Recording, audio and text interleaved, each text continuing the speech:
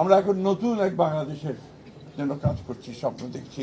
আমাদের নেতা, আমাদের তরুণ নেতা, আমাদের দলের চেয়ারম্যান এবং বর্তমান প্রধানমন্ত্রী তারেক রহমান সাহেবের নেতৃত্বে, এবং অতি অল্প সময়ের মধ্যেই তিনি যে দেশের মানুষের মধ্যে যে একটা অবস্থান করে নিয়েছেন, যে তিনি কাজ শুরু করেছেন এবং কাজ করবেন, এবং তার বিভিন্ন কর্মপদ্ধতিতে সেটাই প্রমাণিত হচ্ছে।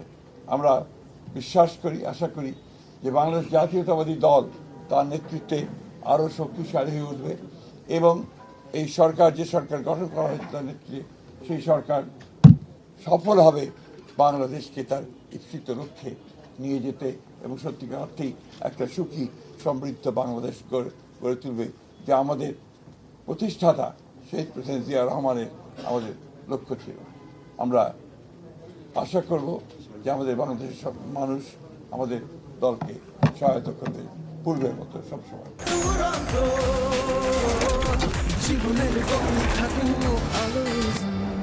খুব শীঘ্রই স্থানীয় সরকার নির্বাচন দিবেন। আজকে আবার কয়েকটি সিটি কর্পোরেশনের প্রতিনিধি নিয়োগ করা হলো। তার মানে কি স্থানীয় সরকার নির্বাচন থেকে পিছিয়ে যাচ্ছে কিনা?